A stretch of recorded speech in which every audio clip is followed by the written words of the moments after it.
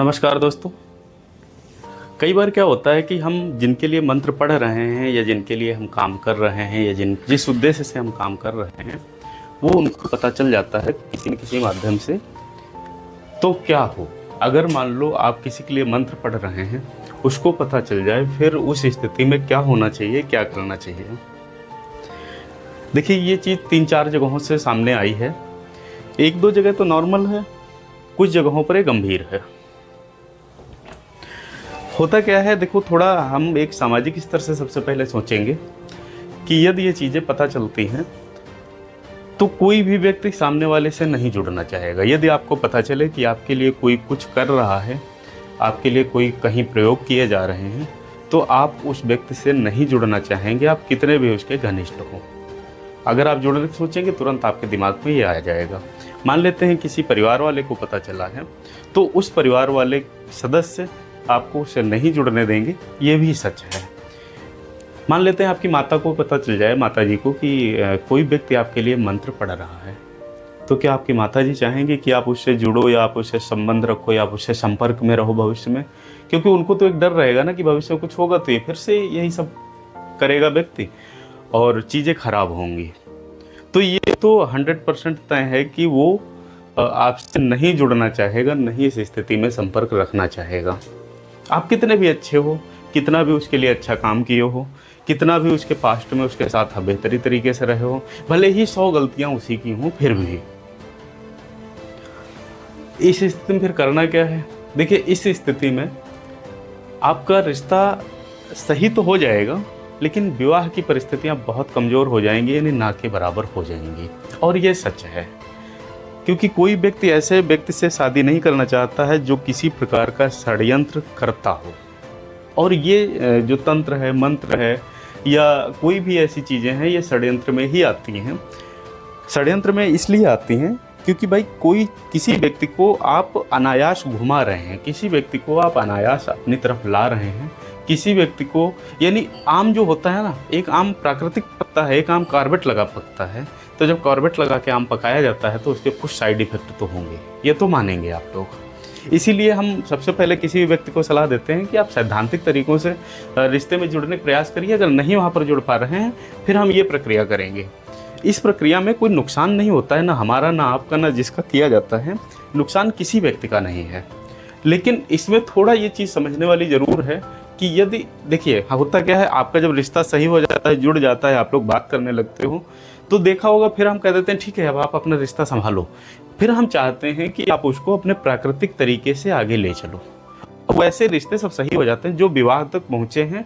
सबके साथ यही हुआ हो, चाहे कल वाला जो मुंगेर की शादी है, इसी को ले लो, ये भी लड़का ऐसे ही था। इसका भी शुरुआत में विवाद था, सब था। इसके बाद जब इनकी बातचीत सही हुई, सब ठीक हुई, हमें बताते रहे और धीरे धीरे हम कह दिए कि ठीक है, अब तुम चलाना शुरू करो, कभी कोई दिक्कत हो तो बताना। फिर वो प्राकृतिक तरीके से रिश्ते चलाता है और शादी वही शादी हो पाती है जो प्राकृतिक तरीके से चला के होती है।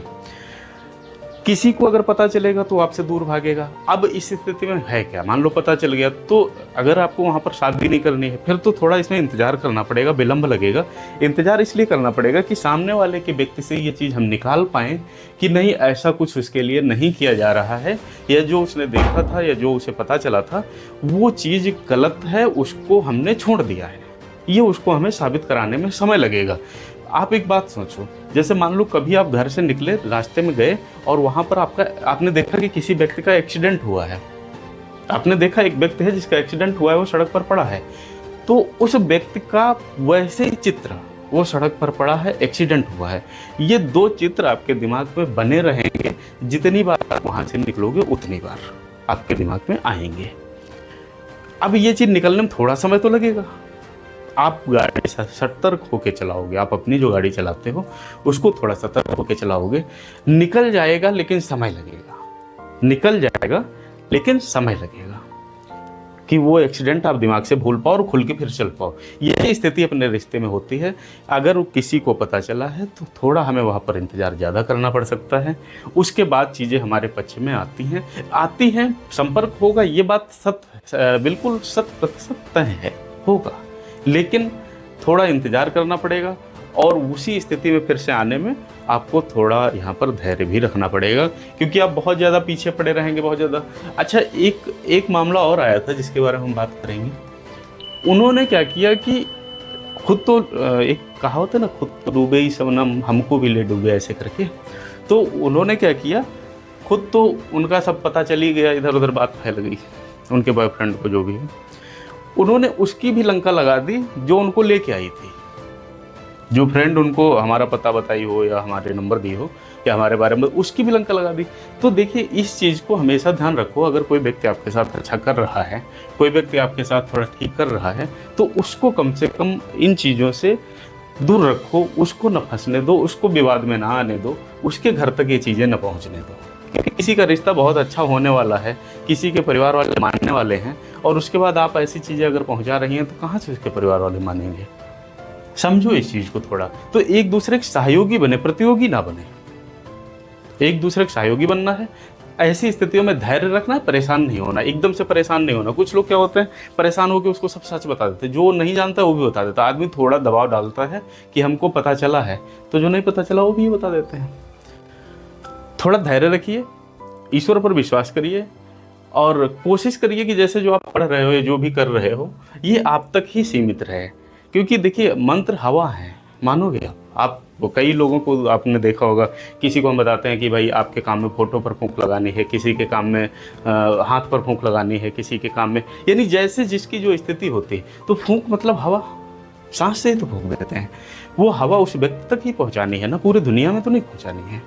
तो इस चीज़ को थोड़ा ध्यान रखें। बाकी कोई समस्या होगी तो हम हैं आपके साथ, कोई दिक्कत होगी हम हैं, जितना हमसे हो सकेगा हम ज़रूर मदद करेंगे, उस चीज़ को संभालने की कोशिश करेंगे। लेकिन संभालने वाली स्थितियां रखना, तब हम संभाल पाएंगे। चीज़ें बहुत ख़राब कर दोगे फिर हम नहीं संभाल पाएंगे, और धैर्य तो इन मामलों में थोड़ा बढ़ जाता ही